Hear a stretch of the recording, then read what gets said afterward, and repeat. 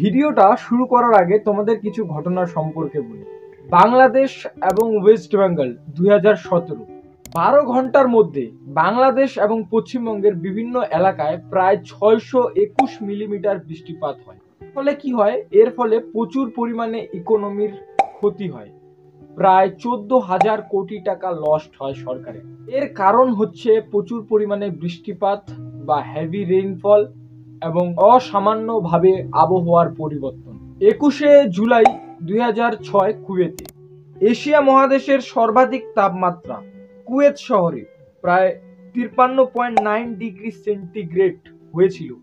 এর ফলে তোমরা ভিডিওর মধ্যে দেখতে পাচ্ছ যে নারকেল গাছগুলো জ্বলে যাচ্ছে এবং যে গাড়িগুলো চলছে সেই গাড়িগুলো একা একা জ্বলে যাচ্ছে। এত পরিমাণে সেই জায়গার টেম্পারেচার বেড়ে গিয়েছে।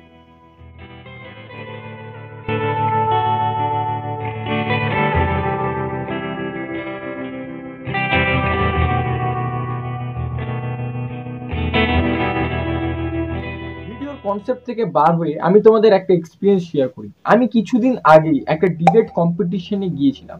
গ্লোবাল ওয়ার্মিং নিয়ে সেখানে ডিবেট কম্পিটিশন হচ্ছিল এবং সবারই লক্ষ্য ছিল যে কে এই কম্পিটিশনের মধ্যে ফার্স্ট হবে, কে সেকেন্ড হবে, কে থার্ড হবে। এটাই সবারই মনে আশা নিয়ে গিয়েছিল। কেউ এটা নিয়ে যায়নি যে আমাদের যে গ্লোবাল ওয়ার্মিং এর যে ইস্যুটা আছে, এই ইস্যুটাকে নিয়ে সকল সাধারণ মানুষকে জানানো উচিত যে এই গ্লোবাল ওয়ার্মিংটা কতটা আমাদের সাধারণ মানুষের জন্য ক্ষতিকারক। স্যার ম্যামরাও এটা নিয়ে ভাবেনি যে আমাদের এই বিষয়টাকে জানানো উচিত সাধারণ মানুষদের যে এটা কত ক্ষতিকারক। না, তারা শুধুমাত্র কম্পিটিশন নিয়ে পড়ে গেছে যে কে জিতবে, আমাদের স্কুল জিতবে না এদের স্কুল জিতবে, এটা নিয়ে পড়ে গেছে। এটা নয় যে এই ইস্যুটাকে সকলকে জানানো উচিত যে এটা একটা কত ক্ষতিকারক ইস্যু।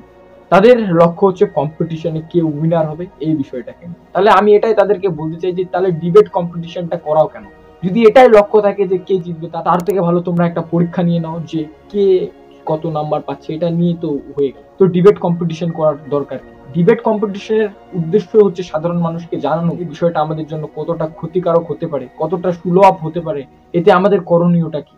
এটা নয় শুধুমাত্র কম্পিটিশন। এটা আমার ওপিনিয়ন ছিল আমার ডিবেট কম্পিটিশনে যাওয়ার। এবং আমি সকলকে বলতে চাই যে ডিবেট কম্পিটিশন ক্লাসের ভিতরে নয়, ডিবেট কম্পিটিশন সকল সাধারণ মানুষের সামনে হওয়া উচিত এবং সকলকে জানানো উচিত যে এই বিষয়টা আমাদের জন্য কতটা ক্ষতিকারক হতে পারে এবং এই বিষয়টা আমাদের জন্য কতটা লাভকর।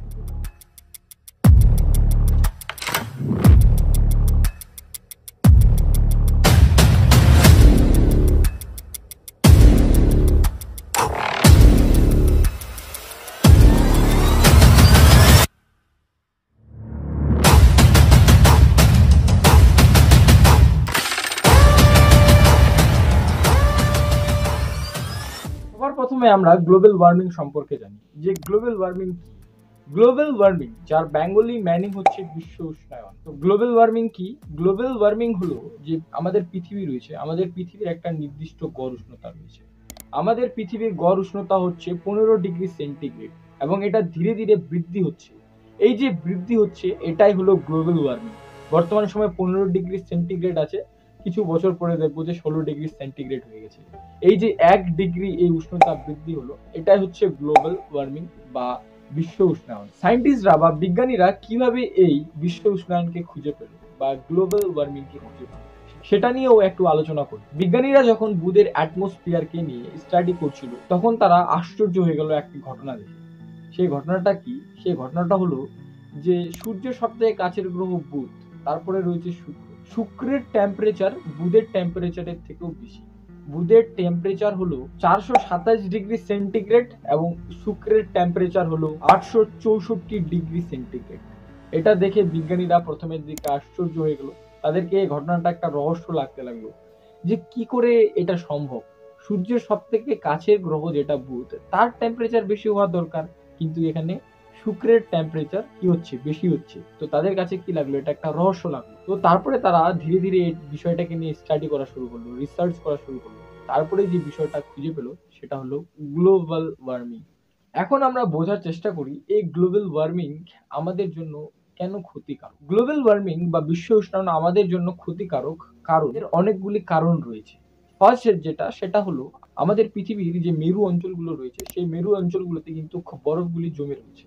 সেই যে জমে থাকা বরফগুলো রয়েছে, এই টেম্পারেচার বাড়ার কারণে বরফগুলি গলে গিয়ে জলে পরিণত হয়ে যাবে এবং এর ফলে সমুদ্রের যে উপকূলবর্তী অঞ্চলগুলো রয়েছে সেই অঞ্চলগুলো কি করবে, জলের নিচে চলে যাবে। 2 নাম্বার যেটা সেটা হলো আমরা সাধারণ মানুষ অক্সিজেনের দ্বারা কিন্তু বেঁচে থাকি এবং যখন এই অক্সিজেনই কমে যাবে তো তখন সাধারণ মানুষরা কি করে বেঁচে থাকবে? আমরা এই গাছপালা সবকিছু কেটে দিচ্ছি। কার্বন অক্সাইড যে রয়েছে এই কার্বন অক্সাইডকে শুধুমাত্র গাছ শোষণ করে এবং এর ফলে যদি আমরা গাছগুলোকেই কেটে ফেলি তো আমাদের এই কার্বন অক্সাইডটাকে কে শোষণ করবে এবং এর ফলে কি হবে, কার্বন ডাই অক্সাইডের পরিমাণ বেড়ে যাবে এবং আমরা সাধারণ মানুষরা কি করবো, মারা যাবো। 3 নাম্বার যেটা সেটা হলো পৃথিবীর টেম্পারেচার বাড়ার কারণে কি হবে, যে ওজোন স্তর যে রয়েছে ওজোন স্তরও কিন্তু কিছু কিছু জায়গায় ফুটো ফুটো হয়ে যাবে বা যেটাকে আমরা বলে থাকি ওজোন হোলও তৈরি হয়ে যেতে পারে। কিভাবে ওজোন হোল তৈরি হয় এটা নিয়ে তোমরা যদি জানতে চাও তাহলে কমেন্ট করো, তো সেটা নিয়েও ভিডিও তৈরি করা যাবে। এবার ওজোন যে রয়েছে ওজোন স্তর এটার সংকেত হলো O3। এটাও কিন্তু ক্ষতি হওয়ার কারণে কি করবে, সূর্য থেকে সোজা একদম আল্ট্রা ভায়োলেট যে রশ্মি রয়েছে বা অতিবেগুনির যে রশ্মি রয়েছে সিধা আমাদের শরীরের মধ্যে লাগবে এবং আমাদের যে বডি আমাদের স্কিনের মধ্যে লাগবে সেই অতিবেগুনি রশ্মিটা। এর ফলে আমাদের স্কিন ক্যান্সার হবে এবং আমাদের চোখের ছানি পড়বে, এইসব জিনিসগুলো আমরা দেখতে পারবো। এই জন্য আমাদেরকে কিনতে হবে এই গ্লোবাল ওয়ার্মিং কে কমাতে লাগে। 4 নাম্বার যেটা সেটা হলো ভিডিওর আগে আমি শুরুতেই বলে দিয়েছিলাম কিছু ঘটনাগুলোর কথা। সেই ঘটনাগুলোর একটা আমি রিজন বলছিলাম যে হঠাৎ করে আবহাওয়ার পরিবর্তন। তো এই আবহাওয়ার পরিবর্তনও হবে এই গ্লোবাল ওয়ার্মিং এর কারণে। এর ফলে আমরা হঠাৎ করে দেখতে পাবো সুনামি, হঠাৎ করে দেখতে পারবো এই হেভি রেইনফল, ঝড়, এইসব জিনিসগুলো আমরা দেখতে পাবো গ্লোবাল ওয়ার্মিং এর কারণে। 5 নাম্বার যেটা সেটা হলো প্রবাল প্রাচীরগুলি গ্লোবাল ওয়ার্মিং এর দ্বারা প্রভাবিত হয়েছে, যার ফলে উদ্ভিদ এবং প্রাণী বিলুপ্ত হতে পারে এবং বৈশ্বিক তাপমাত্রা বৃদ্ধির ফলে প্রবাল প্রাচীরের কিন্তু ভাঙ্গুরতা আরো খারাপ হয়েছে। 6 নাম্বার যেটা সেটা হলো বিশ্বব্যাপী জলবায়ু পরিবর্তনের ফলে অসংখ্য উদ্ভিদ ও প্রাণী তাদের বাসস্থান হারিয়েছে। এই পরিস্থিতিতে প্রাণীগুলি তাদের আদি যে বাসস্থান রয়েছে সেটা ছেড়ে যেতে বাধ্য হয় এবং তাদের মধ্যে অনেকেই কিন্তু আবার বিলুপ্ত হয়ে যাচ্ছে। এটি জীব বৈচিত্র্যের উপর কিন্তু জলবায়ুর পরিবর্তনটা উল্লেখযোগ্য প্রভাব ফেলছে। একটি জীব বৈচিত্র্যের উপর কিন্তু জলবায়ুর প্রভাব অনেক রয়েছে এবং এই গ্লোবাল ওয়ার্মিং এর কারণে আমাদের জলবায়ুর যে প্রভাবটা রয়েছে সেটা কিন্তু পরিবর্তন হয়ে যাচ্ছে। তো এই জন্য গ্লোবাল ওয়ার্মিংটা কতটা ক্ষতিকারক তোমরা একবার নিজেই ভাবতে পারো। গ্লোবাল ওয়ার্মিং শুধুমাত্র আমাদের ক্ষতি করছে না, আবার তার কিছু কিছু ভালো দিকও রয়েছে। গ্লোবাল ওয়ার্মিং যদি না হতো তাহলে আবার আমাদের যে পৃথিবীর কিছু কিছু অঞ্চল রয়েছে সেই অঞ্চলগুলো আবার বরফেই জমা থাকতো, সেই অঞ্চলগুলো বরফ মুক্ত হতো না।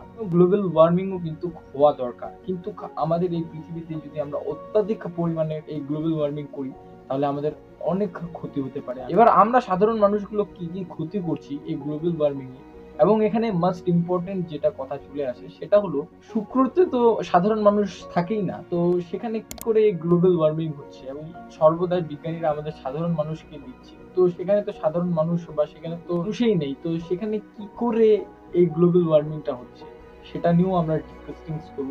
এবং এর আগে আমরা যেটা ডিসকাসিং করব সেটা হচ্ছে গ্লোবাল ওয়ার্মিং এ আমাদের সাধারণ মানুষদের কি কি ভূমিকা রয়েছে, আমরা সাধারণ মানুষরা কি করে গ্লোবাল ওয়ার্মিং করছি সেটাও একটু জেনে নিই। যেটা সেটা হলো অক্সিজেনের প্রধান উৎস হলো গাছপালা। এবার আমরা সাধারণ মানুষগুলো কি করছি, এই কলোনি ডেভেলপমেন্ট করার জন্য আমরা কি করছি, গাছপালাগুলোকে কেটে দিচ্ছি এবং এর ফলে কি হচ্ছে, কার্বন ডাই অক্সাইডের পরিমাণ বাড়ছে।